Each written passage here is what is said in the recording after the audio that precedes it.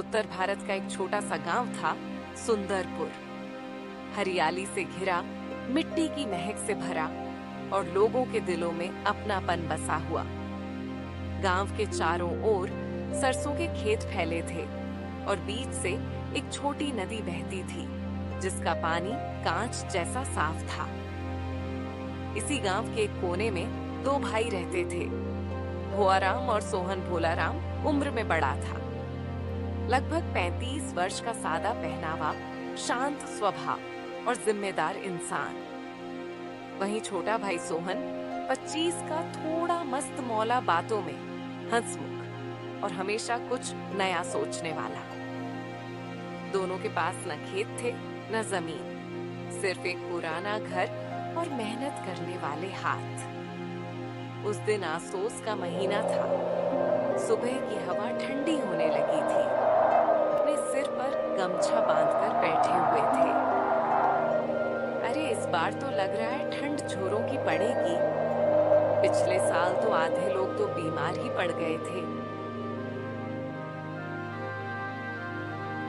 भुआराम ने शांत स्वर में कहा, इस बार तो हमारे पास पुराने कपड़े भी नहीं हैं। सोहन हंसते हुए बोला, भाई चिंता मत कर, जंगल से लकड़ियां काट लेंगे और बाजार में बेच देंगे। थोड़े पैसे आ गए तो कंबल ले आएंगे। हाँ रे, चलो कल सुबह ही चल पड़ते हैं जंगल।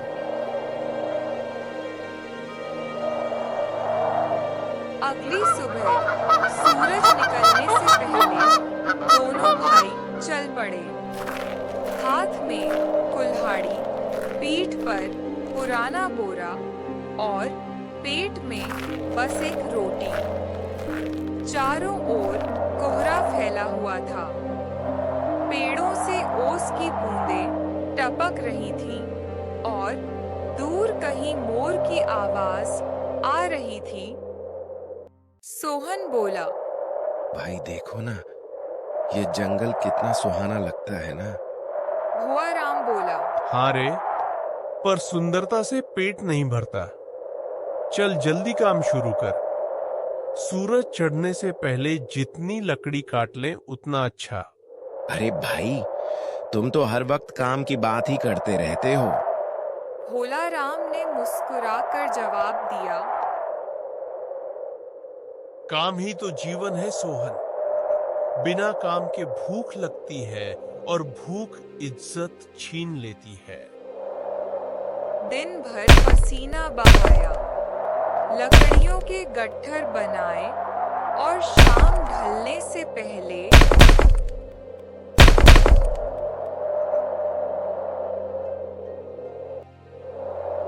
गांव के बाजार में बेचने पहुंचे।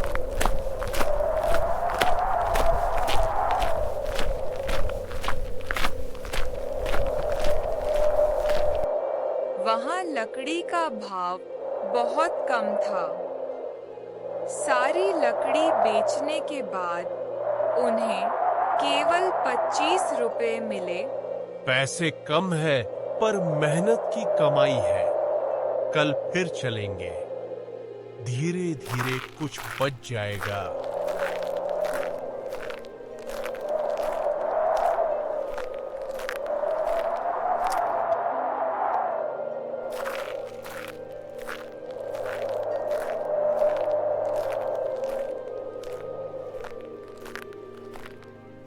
शाम का समय था।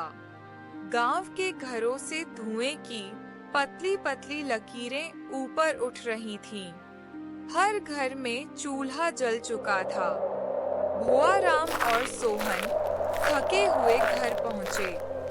दरवाजे पर उनकी पड़ोसन गोमती बुआ खड़ी थी। गोमती बुआ लगभग 55 साल की थी, गांव की सबकी माँ जैसी। बुआ बोली, अरे बेटा, दिन भर जंगल में रहे, कपड़े तो देखो कैसे गीले हो रखे हैं। हाँ बुआ, लकड़ी तो काट ली, पर ठंड से हड्डियां जम गई। बुआ ने घर से एक पुराना कंबल लाकर दिया।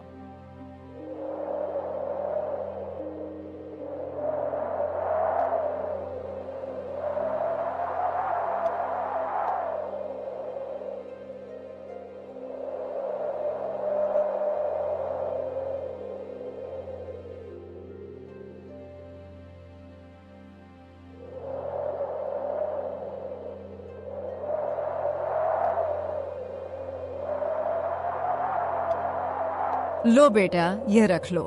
कल से हवा और तेज चलेगी। थोड़ा कंबल ओढ़ लेना रात में। बुआ, आप ना होती तो। कौन बेटा, गरीब तो वो होता है जिसके पास दिल ना हो। तुम दोनों के पास तो मेहनत है, ईमान है। भगवान एक दिन जरूर साथ देगा। उस रात ठंडी हवा चल रही थी। छप्पर की डीन एसएस की आवाज में कांप रही थी। भोआराम ने कंबल ओढ़ लिया, पर सोहन के पैर फिर भी बाहर निकले हुए थे। भाई लगता है इस बार की ठंड तो जान ही ले लेगी। हिम्मत रखो सोहन, कुछ दिनों में पैसे जमा हो जाएंगे, फिर बाजार से पुराना रजाई ले आएंगे। सोहन बोला। भाई कभी कभी सोचता हूँ क्यों ना शहर चले जाए, वहां काम भी मिलेगा, कपड़े भी। शहर में रोटी मिलेगी पर सुकून नहीं मिलेगा। यहाँ की मिट्टी, ये हवा सब अपने हैं। सोहन ने धीरे से सिर झुका लिया। कुछ देर बाद दोनों चुपचाप आसमान की ओर देखने लगे। तारों से भरा हुआ नीला आसमान। भाई अगर हमारे पास भी खेत होता तो हम गेहूं बोते, सरसों लगाते और फिर ठंड में गर्म रोटियां खाते। भोआराम मुस्कुराया। होगा रे, एक दिन होगा। भगवान सबकी सुनता है, हमारी भी सुनेगा। धीरे धीरे दोनों की आंख लग गई, पर ठंडी हवा बार बार दरारों से भीतर घुस आती। भोला राम ने नींद में भी महसूस किया कि सोहन कांप रहा है। उसने अपना कंबल आधा सोहन पर डाल दिया। भाई तुम भी उड़ लो। सो जा रे, मेरा मन गम है।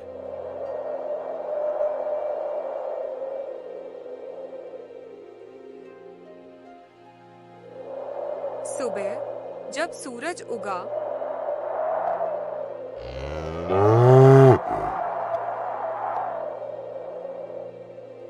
दोनों बाहर आंगन में बैठे थे। भोआराम आग सुलगा रहा था और सोहन हाथ तापते हुए बोला। भाई अब तो सच में कपड़े लेना जरूरी है।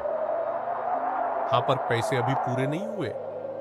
भाई मैं सोचता हूँ ना, अगर हम खुद लकड़ी बेचने की जगह कोयला बनाकर बेचे तो ज्यादा दाम मिलेंगे। कोयला, ये तो बढ़िया विचार है। बस थोड़ा मेहनत बढ़ जाएगी, पर ठंड भी तो अब बढ़ने वाली है। लोगों को कोयले की जरूरत पड़ेगी। दोनों भाइयों की आंखों में फिर से उम्मीद की रोशनी जगमगा उठी।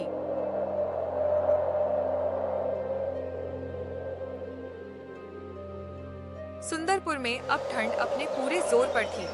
सुबह सुबह ओस की बूंदें पत्तों से टपकती और धरती पर धुंध की सफेद चादर बिछ जाती। लोग अपने सिर पर ऊनी टोपी और कांधे पर कंबल डाले खेतों की तरफ निकलते। गांव के हर घर में चूल्हे की गर्मी और गुड़ की महक फैलने लगी थी, लेकिन भोलाराम और सोहन के घर में अब भी ठंड की चुभन थी। पुराना कंबल अब फटने लगा था और मिट्टी की दीवारें ठंडी सांसें छोड़ रही थीं। एक सुबह सोहन कांपते हुए उठा।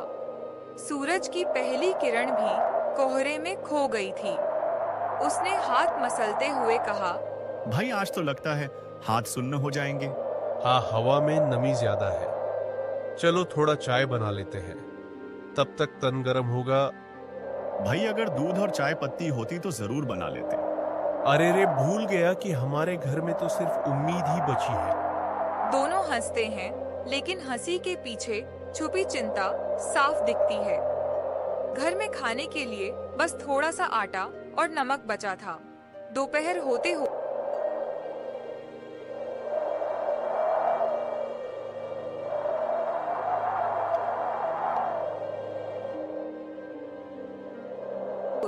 उन्होंने बोरा उठाया और फिर से जंगल की ओर चल पड़े।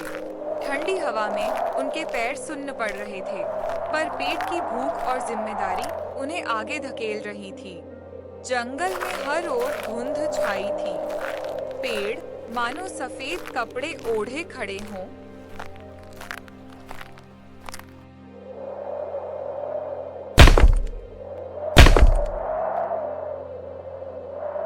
भाई लगता है आज ज्यादा लकड़ी नहीं कट पाएगी, हाथ ही जम रहे हैं। जब तक सांस चल रही है कुल्हाड़ी भी चलेगी, रुकना नहीं है। दोनों ने दिन भर लकड़ी काटी।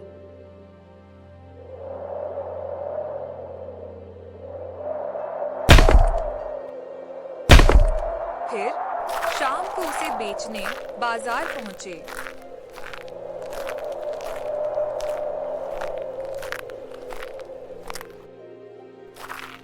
इस बार भाव थोड़ा बेहतर था। 40 रुपए मिले। वाह भाई, आज तो दाल और थोड़ा तेल भी आ जाएगा। हाँ, आज तो भगवान ने सुन ली हमारी।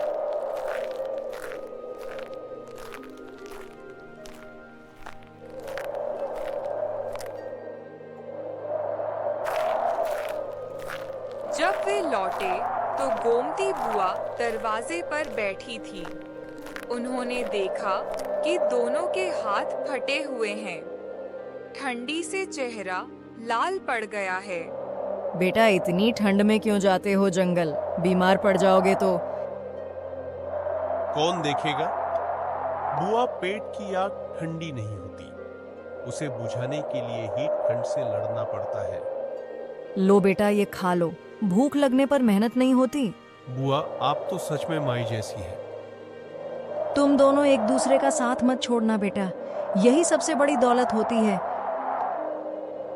रात को जब दोनों भाई आंगन में बैठे थे, सोहन ने धीरे से कहा, भाई मैंने सोचा है कि हम लकड़ी को जलाकर कोयला बना लें। कोयला? लेकिन वो कैसे बेचेंगे? लोगों को अब अंगीठी के लिए कोयला चाहिए। अगर हम लकड़ी को जलाकर ढक दें तो वो कोयला बन जाएगा। मुझे बचपन में बाबूजी ने तरीका बताया था। अगर यह काम चल पड़ा तो सर्दी में भी भूखे नहीं रहेंगे। तो तय रहा कल से कोयले का धंधा शुरू। अगले दिन दोनों भाई सुबह सुबह लकड़ी लेकर जंगल के एक सुनसान हिस्से में पहुंचे। वहां उन्होंने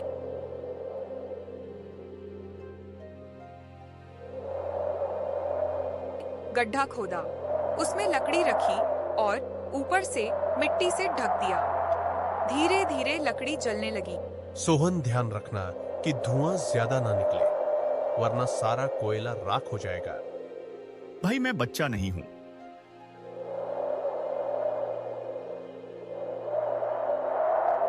अब 3 दिन बाद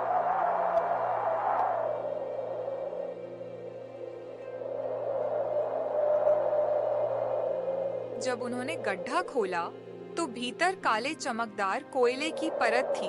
देखो भाई, हमारा कोयला तैयार है। वाह रे सोहन, तेरा दिमाग तो बड़ा तेज निकला।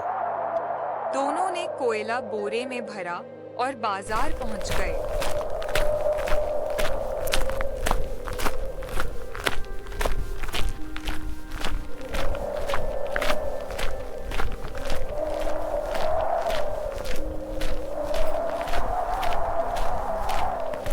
इस बार उन्हें 90 रुपए मिले।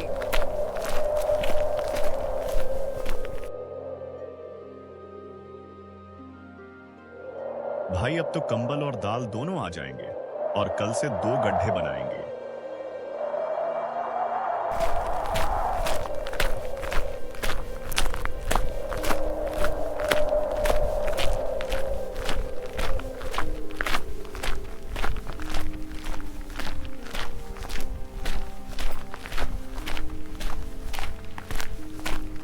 रात को दोनों ने पहली बार पेट भरकर खाना खाया। रोटी, दाल और थोड़ा गुड़। घर में सन्नाटा था, लेकिन उनके दिलों में उम्मीद की गूंज थी। भाई देखा, मेहनत कभी धोखा नहीं देती। हारे, अगर इंसान सच्चे दिल से कुछ करे तो भगवान रास्ता दिखाई देता है। आसमान में तारे झिलमिला रहे थे और उनके छोटे से घर के भीतर पहली बार रोशनी सी लग रही थी। लेकिन किस्मत कब चैन लेने देती है।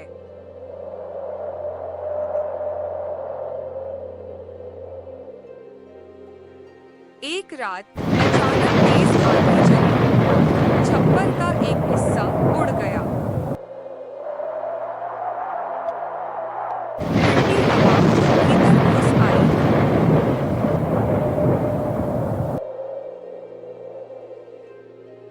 ये तो बुरा हुआ।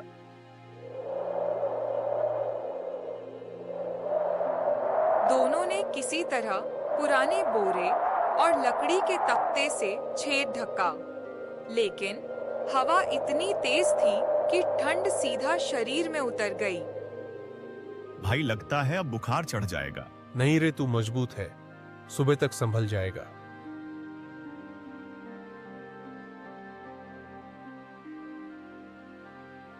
पर अगली सुबह सोहन सच में बुखार में तप रहा था। अरे सोहन, आंख खोल, कुछ खा ले। भाई मुझे ठंड लग रही है। भुआराम की आंखें भर आईं। वो भागा गोमती बुआ के घर गया। बुआ, सोहन को तेज बुखार है, कुछ दवा है आपके पास? गोमती बुआ ने जल्दी से तुलसी के पत्ते, अदरक और गुड़ का काढ़ा बनाया। ले बेटा, इसे पिला दे और चूल्हे के पास बिठा कर रख।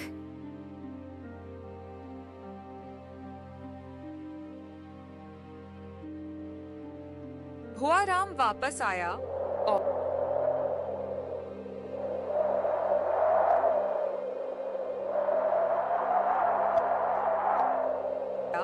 और सोहन को काढ़ा पिलाया।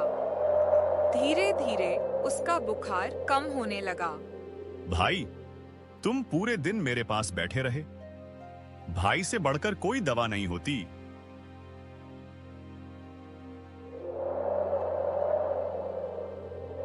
कुछ दिन बाद सोहन ठीक हो गया। दोनों ने फिर जंगल जाना शुरू किया। इस बार ठंड और बढ़ गई थी, पर अब उनके भीतर डर नहीं था। भाई अब ठंड हमें नहीं रोक सकती। सही कहा, ठंड बाहर है पर हमारे दिल में गर्मी है मेहनत की। दोनों की आंखों में चमक थी। कोयले का धंधा धीरे धीरे चल निकला। लोग उनके पास खुद कोयला लेने आने लगे। अब उनके घर में आग नहीं बुझती थी। वो आग थी हौसले की, उम्मीद की और भाईचारे की। सुंदरपुर पर इस बार की ठंड ने कहर बरपा दिया।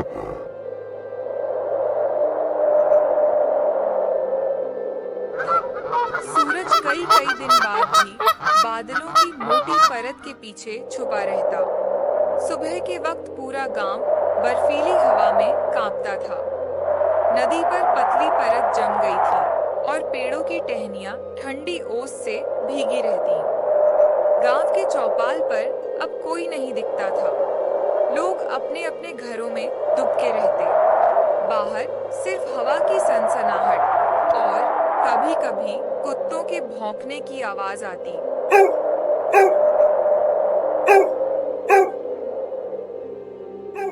भोलाराम और सोहन के लिए यह ठंड किसी डरावने सपने से कम नहीं थी। उनके पास ना खाने को कुछ था, ना जलाने को लकड़ी। जो थोड़ा बहुत कोयला उन्होंने बचा कर रखा था, वह भी अब खत्म होने लगा था। भोलाराम ने मिट्टी का चूल्हा देखा। उसमें सिर्फ राख बची थी।